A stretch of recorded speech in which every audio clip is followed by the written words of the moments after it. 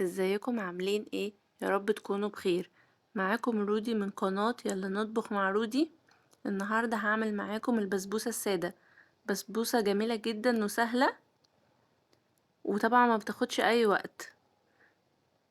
اتمنى تعجبكم وتقولوا لي رأيكم، وما تنسونيش في اللايك والسبسكرايب وتفعيل زر الجرس ليصلك مني كل جديد. اول حاجة انا هنا معايا كيس بسبوسة جاهز.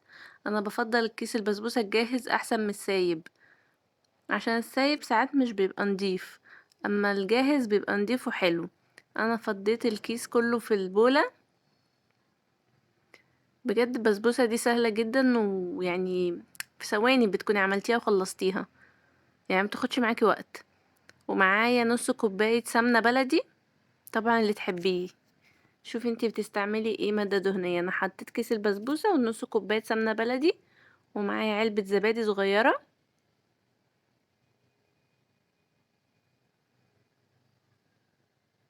ومعلقة بيكنج باودر. وخلطت كله مع بعضه كويس. طبعا عجينة البسبوسة مش بتحتاج يعني خلط كتير، هو بس يا دوب تلميها كده مع كله على بعضه، الزبادي مع السمنة مع البيكنج باودر، وتبقى اتلمت كده كويس. بجد كانت حلوة جدا ولذيذة. طبعا انت لو حابة تحطي عليها مكسرات طبعا تمام عادي، انا بس كنت عاملاها سادة عشان احنا بنحبها سادة قوي، بتبقى جميلة جدا. زي ما انتوا شايفين انا معجنتش فيها كتير، يا دوب بس لميت العجينة كلها. وبعد كده هجيب صينية. جبت صينية ودهنتها سمنة. انا قبل كده عملتها في صينيه مقاس 26، ما كانتش حلوه قوي. دي صينيه مقاس 30، كانت سمكها جميل جدا وتحفه. دهنت الصينيه كويس بالسمنه،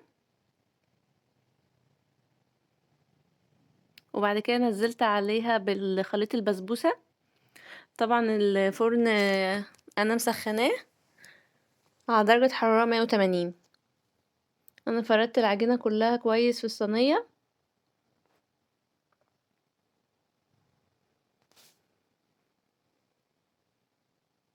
وهنا كنت فردت العجينه في الصينيه وهدخلها بقى الفرن.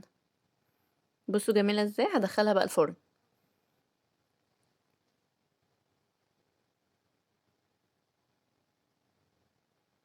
وبعد كده هعمل بقى العسل اللي هسقي بيه البسبوسه. حطيت كوباية ونص من السكر.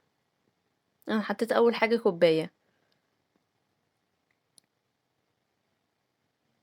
وبعد كده هحط نص كوباية السكر.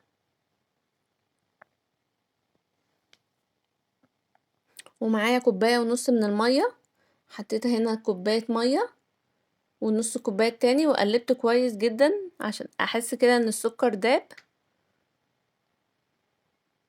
قلبت كويس جدا.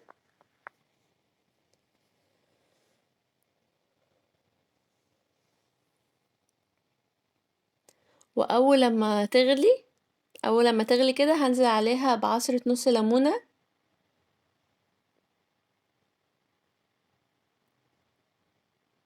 يعني حطيت نص ليمونة، وهحط ظرفين فانيليا. ده كان العسل بتاع البسبوسة، كان مظبوط جدا.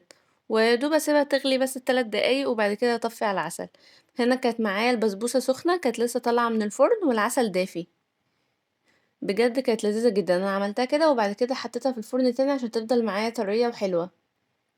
ده سقيت كل العسل اللي معايا وهحطها في الفرن عشان تبقى طرية. وبس كده، وصفة سهلة جدا ولذيذة، يعني البسبوسة سهلة مش معقدة خالص. وكانت طعمها جميل جدا. اتمنى تجربوها وتقولولي ايه رأيكم في الكومنتات. وما تنسونيش بقى في اللايك والسبسكرايب وتفعيل زر الجرس. ومع السلامة.